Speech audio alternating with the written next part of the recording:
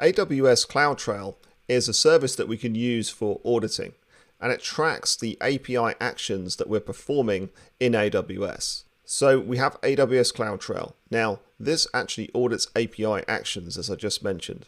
So what that means is every time you launch an instance, every time you configure an AWS resource, you're creating an API action. So even if you go through the console rather than using the programmatic interfaces or the command line, you're still actually generating an API action.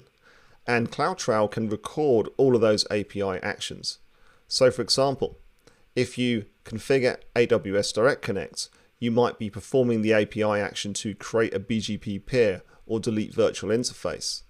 If you're configuring a security group, you might be using the API action create security group. And with Transit Gateway, create Transit Gateway VPC attachment. Or with a VPC endpoint, you might be creating the VPC endpoint or creating its configuration. So all of these are API actions, and they're just a few examples. Everything you do in AWS is generating an API action, or at least when you're configuring an AWS service, it's always going to be generating an API action. And so for security purposes, you might want to record this information. This can be very useful to work out what happened and when and by whom as well. So who actually performed a specific action. And that can be an IAM identity such as a user account, but it can also be the service itself. Now, as with CloudWatch, there's a dashboard that you can go in and look at this information as well. Another thing you can do with CloudTrail is you can deliver the events to an S3 bucket. And then you can also deliver them to CloudWatch logs as well.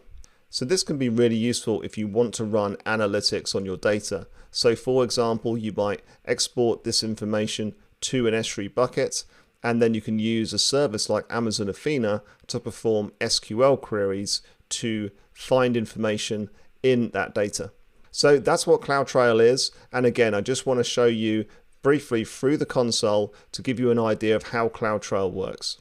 This is the main page in AWS CloudTrail. And as you can see, it's prompting you to create a trail. Now, by the way, you don't need to do that. You do still have information being recorded all the time. So we can go into dashboard, and then what we'll see here is an event history.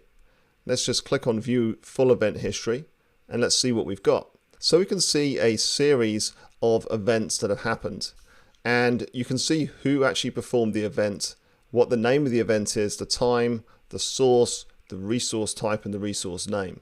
So we can see some network interfaces being deleted, and that's being performed by Elastic Load Balancing itself.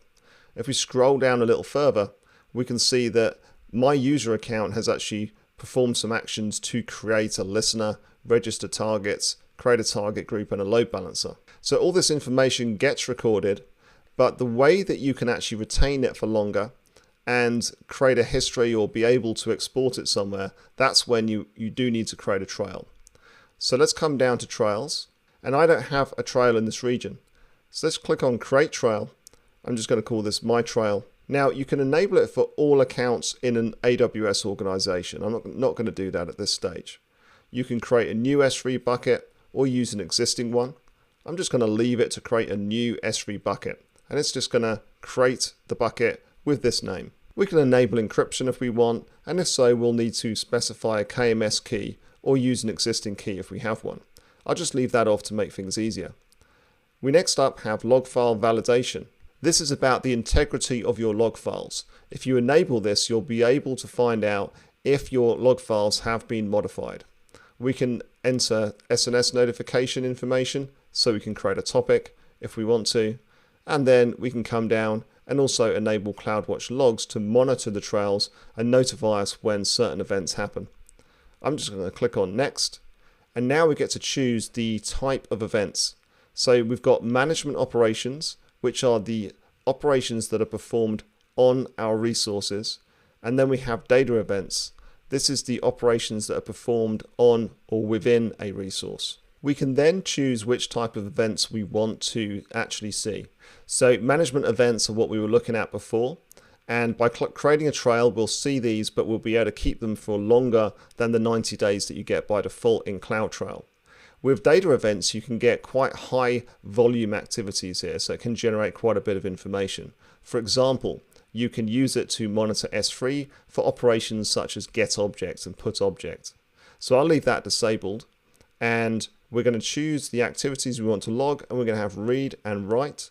Click on next, and then just scroll down to the bottom and create that trail. So that means now we've got a trail, we're going to be logging that information, and we can keep that information indefinitely. As I said, with CloudTrail, otherwise you can only go back 90 days in the console to see what has been logged. So this is now logging, and if I click on the bucket here, this takes me across to Amazon S3, and as you can see, there's some information here. Now the digest, this is the file integrity feature working. Let's go into CloudTrail here, and this is where we should find the data. Now there's nothing there yet because we haven't generated any API actions. But if you keep this running and then just go back and look later on, you'll find a log file, and you'll be able to go and download those log files and view the information. And it's very much what we saw in the console. It's just put into a log file format for you. So that's a quick overview of CloudTrail. I hope that was useful to you. I'll see you in the next lesson.